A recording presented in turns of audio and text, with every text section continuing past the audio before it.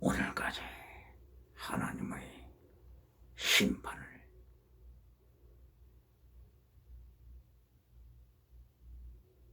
체험하고 있습니다.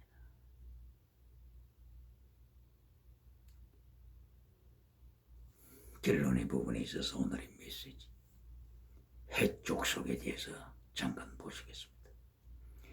해족속이 누구의 혈통이라고요? 함의 후손, 함의 후손, 셈 함야벳, 노아의 아들 셈 함야벳 중에서, 셈 함야벳 중에서 함의 후손입니다. 이 함이 창세기 9장에서 노아가 포도주를 마시고 옷을 벗고 잠들었을 때 아비 노아의 나체를 보고서 밖으로 뛰쳐나와 소리소리 외치며 소문을 퍼뜨린 자 함, 그래서 함에게 예를 행하였어. 노아는 분노하셨습니다. 그리하여 함의 아들 가나안, 함의 아들 가나안은 저주를 받아서 종의 종이 되리라고 선포했습니다. 그런데 바로 이 해족속, 히타이트 족속이 가나안의 아들입니다. 시돈과 해족속, 그리고 가나안 7족, 이들이 가나안의 아들들입니다. 가나안의 아들들이 얼마나 성공했네요. 해족속이 크게 성공했네요. 그렇습니다.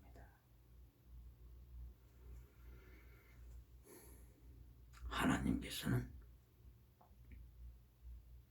한때는 성공하도록 역사하십니다. 그러나 끝까지 하나님의 3단계 메시지 결론을 버리고 물신주의를 따라갈 때는 하나님은 심판하십니다. 함의 후손을 보세요. 함의 후손이 누구라고요? 함의 후손 애굽. 첫째 애굽이 함의 후손입니다. 애굽이 어떻게 되었다고요? 에스겔 29장, 30장, 31장, 32장 계속하여 에스겔은 애굽이 하나님의 심판 앞에서 절망을 날이 올 것이다 선포했습니다. 에스겔의 예언대로, 예레미야의 예언대로 함의 후손 애굽은 하나님의 심판을 받았습니다. 그리하여 바벨론에 점령당하고 그 후에 페르시아에 점령을 당하고 그 다음에 애굽이 헬라 나라 알렉산더 대왕 앞에 무릎을 꿇었고 그리고 로마 나라, 로마 시자 폼피우스에게 무릎을 꿇었습니다. 오늘은 이집트를 누가 통치하고 있다고요? 아랍인들. 함의 후손이 아니라 아랍 사람들. 아랍 사람들이 애굽을 통치하고 있습니다. 이집트, 애굽, 이집트를 통치하는 주인이 지금은 아랍 사람들입니다. 무엇을 말씀한다고요? 함의 후손이 한때는 잘 나갔습니다. 세계에서 제첫째 제국을 세운 애굽, 피라미드를 세우고 번영했던 애굽 땅을 하나님께서 하나님의 때가 오자 심판하심으로 바벨론을 위시하여 모든 후의 역사가 애굽을 심판했습니다.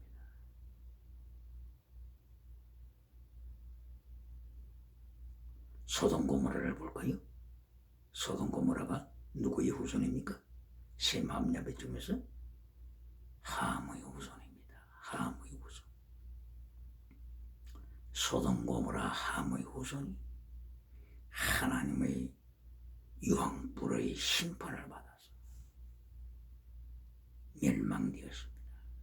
오늘날의 사해, 오늘날의 죽음의 바다, 사해 주의라고 전해지고 있습니다. 그러면 가나안 땅을 볼까요?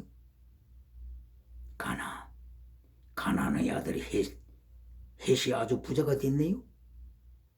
넓은 땅을 가지고 있으면서 아브라함에게 장지를 팔 정도로 부자가 됐네요. 히타이트, 헷 족속의 소아시아, 오늘날의 그 터키 넓은 지역을 점령했을 정도로 성공자가 됐네요. 그러나 가나안의 결론이 뭡니까? 오늘 가나안 땅에 누가 살고 있습니까? 함의 후손입니까? 가나안의 후손입니까? 가나안 땅은 한때 여호수아 군대에 무릎을 꿇었습니다. 그리고 지금은 팔레스틴에 아랍인들이 들어와서 팔레스틴에 정착하고 있습니다. 그리고 셈족의 유대인들이 들어와서 유대인들이 예루살렘을 회복하고 통치하고 있습니다. 함의 후손 가나안이 어디 갔어요? 함의 후손 헷이 어디 갔어요? 지나가는 은사에 목매어다 할 때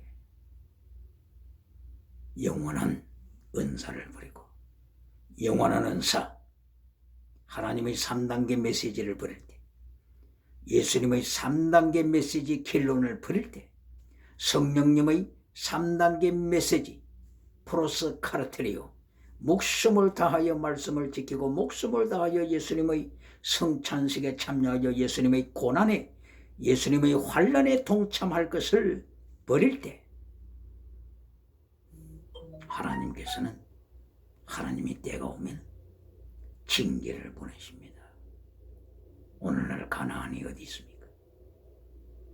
가나안을 향하여 네가 저주를 받아 종의 종이 되리라고 선포하신 것처럼 가나안이 어디에 있습니까?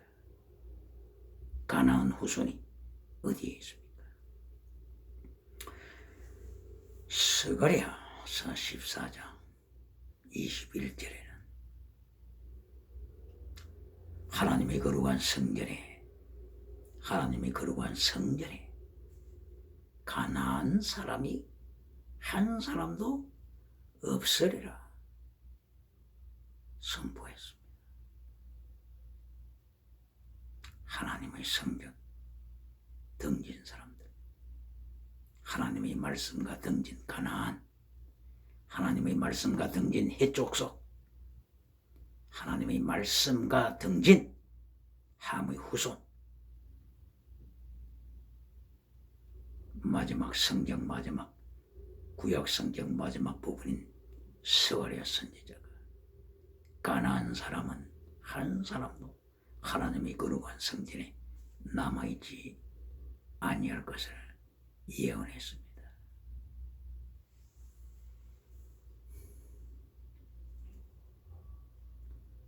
창세기 제23장에서 하나님께서는 다시 한번 하나님의 3단계 메시지를 경고하십니다.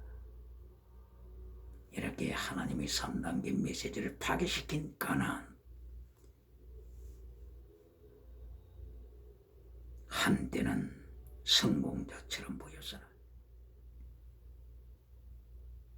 하나님의 때가 오니 죽정이같이 다 날아가 버리고 말았습니다. 누가 가나안입니까? 누가 헷사람입니까? 누가 소돔 고모라 사람입니까? 누가 애굽 사람입니까? 하나님의 3단계 메시지를 버리고 땅의 복을 추구하는 자, 물신주의자, 물량주의자, 유물론을 불러오는 자, 칼막스의 유물론의 발 앞에 무릎 꿇는 자, 유물론 주체 사상을 불러오는 자, 그 사람이 오늘날 가나안입니다. 해족속입니다. 가나안 7족입니다. 하나님께서는 하나님의 때에 하나님의 징계를 통하여서 심판하십니다. 오늘 제23장을 통하여 바로 이것을 교훈하십니다. 그러나 아브라함은 나그네로 살았습니다. 나그네로 승리했습니다. 유브라디스 강 주위의 갈대아 우르에서 가만히 조상의 땅을 누리고 살았으면 편안하게 살 수가 있었을까요? 그렇게 할 수가 있겠죠. 그러나 하나님의 말씀을 순종하고 나그네의 삶으로 에벤젤리스트로 복음을 전하는 자로 유브라디스 강에서 애굽강까지 전파한 아브라함, 그랄 땅 아비멜렉 왕까지 와서 아브라함에게 당신은 하나님을 보여주며 살고 있습니다. 이러한 증거를 남기게 한 아브라함, 바로 유브라디스 강과 애굽 강은 온 세계 오대양 7대주를 가리키는 것입니다. 유브라디스 강이 인도양을 거쳐서 태평양으로 대서양으로 연결되며 애굽 강이 지중해를 거쳐서 대서양으로 연결되며 마침내 태평양으로 연결되어서 물이 바다를 덮은 같이 물이 바다를 덮은 같이 물이 바다를 덮은 같이 여호와를 아는 지식의 말씀이 온 세상을 덮을 것을 이사야는 11장 9절에서 선포하고 예언했습니다. 하박국 선지자도 2장 14절에서 꼭 같이 예언했습니다. 물이 바다를 덮은 같이 여호와를 아는 여호와의 영광을 아는 지식 온 세상을 덮을 것을 예언했습니다. 아브라함은 이 삶을 살았습니다. 유브라데 강에서부터 애굽 강까지, 애굽 강에서 유브라데 강까지. 아브라함은 나그네로서 하나님을 증거하는 증인으로서 예수님을 구약시대에도 체험했던, 예수님을 만났던 자로서 예수님께서 내가 아브라함을 보았다, 아브라함이 나를 보고 기뻐했다, 나의 때를 보고 부활의 때, 십자가 지실 때 그날을 바라보고 아브라함은 기뻐했다고 요한복음 8장 56절 이하에서 예수님께서 친히 아브라함을 증거하셨습니다. 아브라함은 승리자입니다. 누가 승리자라고요? 하나님의 3단계 메시지를 지키는 자. 메시지 결론이 너는 땅을 정복하라. 1장 28절, 창세기 1장 28절. 땅의 문화를 정복하라. 카오스된 땅의 문화를 정복하라. 카오스, 혼돈된 땅을 정복하라. 오늘날의 그리스, 헬라의 철학, 카오스, 물질에서 시작이 됐다고 하는 이 그리스, 헬라 철학, 유물론 철학, 다신론 철학, 바로 이 유물론 철학은 그리고 다신론 철학을 만나고 다신론 철학은 무신론을 만납니다. 그러므로 무신론, 다신론, 유물론 이거는 한 통 속입니다. 한 통 속입니다. 그 뿌리는 카오스, 물질입니다. 카오스 물질에서 시작했기 때문에 이거는 짐승의 육체나 사람의 육체나 바사르, 사락스 꼭 같습니다. 바로 이것은 내 조상은 짐승이요 고백하는 것과 같습니다. 나는 짐승이요 고백하는 것과 같습니다. 그러므로 나치 문화, 음료 문화, 누드 문화로 발전합니다. 왜 그렇습니까? 짐승이니까. 본질을 버리고 실존을 따라가는 짐승이 되었으니까. 본질을 버린 자. 임마누엘 칸트마저도 보편도덕을 지켜라. 이것이 인간이 지켜야 할 이성을 가진 인간이다. 보편도덕을 지켜라. 순수도덕을 지켜라. 자유도덕을 지켜라. 실천, 순수 이성, 실천, 이성, 실천, 순수 이성, 실천 이성.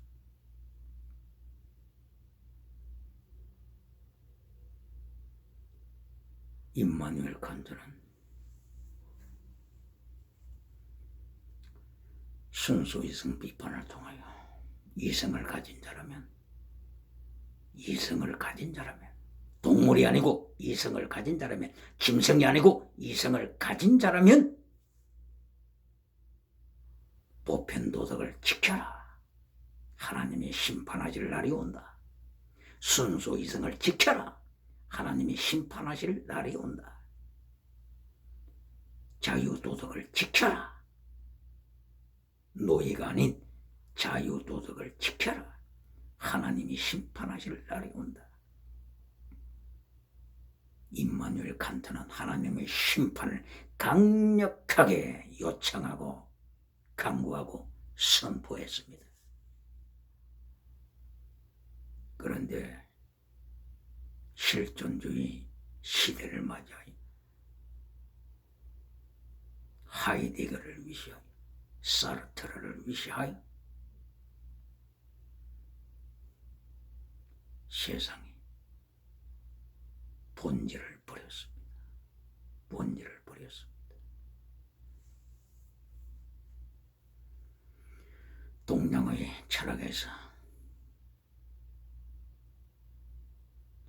무자성, 본무자성, 무자성, 본무자성, 동양 철학에서 강조하고 있는 바로 본무자성, 무자성, 바로 이것도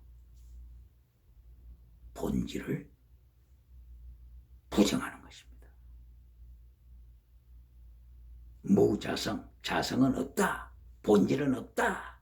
단지 관계로만 연결된 것이다.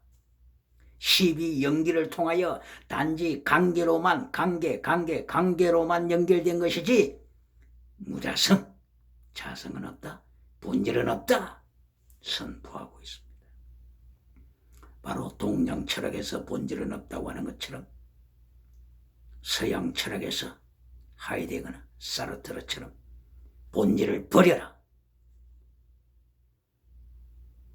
네 실존을 따라서 네가 선택해서 개처럼 살고 싶으면 개처럼 살고 짐승처럼 살고 싶으면 짐승처럼 살라. 본질을 버려라. 서양 철학에서 본질을 버려라 하는 거와 동양 철학에서 무자성, 자성은 없다. 본질은 없다. 관계만 있을 뿐이다. 12연기만 있을 뿐이다. 본질은 없다 하는 거와 만납니다. 동양과 서양. 하나님을 버리니 하나님 없는 곳에서 동양과 서양 철학이 만나서 본질을 버렸습니다. 본질을 버린 결과가 어떻게 되었다고요? 동성애로 연결됩니다. 동성애. 본질을 버리니까 동성애자가 세상을 이어가고 있습니다. 동성애의 결론은 뭐라고요? 하나님의 심판입니다. 하나님의 심판. 하나님의 심판 어떻게 하신다고요? 다윗 왕에게 하나님께서 세 가지 심판을 보여주셨습니다.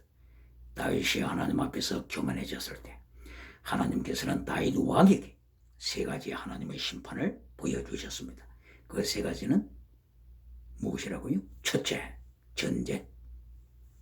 전쟁으로 심판하는 것입니다. 사무엘하서 24장 12절 이하입니다. 전쟁, 하나님의 심판입니다. 그 다음에 기근, 먹을 것이 없는 기근.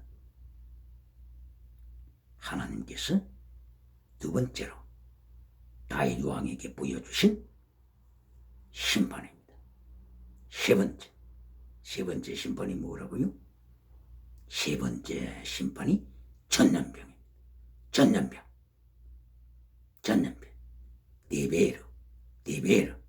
데베르는 페스트입니다. 페스트병.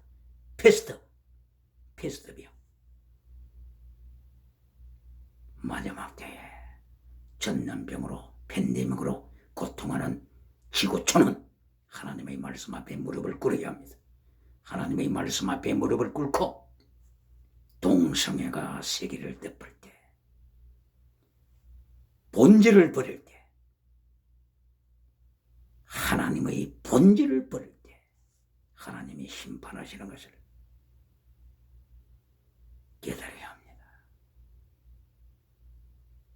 본질을 버리고 짐승처럼 살고 싶으면 그렇게 살라고 하는 실존주의 철학가들, 동양 철학에서는 본무자성, 무자성, 자성은 없다. 본질은 없는 것이다. 오로지 관계만 있을 뿐이다. 연기만, 시비, 연기로 되어 있지, 관계로 되어 있지, 본질은 없는 것이라고 하면서 본질을 버리는 세대. 그때야 하나님께서는 심판하십니다. 다윗 왕에게 세 가지를 보여주신 것처럼 하나님의 심판에 두고 세 가지, 전쟁, 기근, 전염병. 성경 어디에 나타난다고요?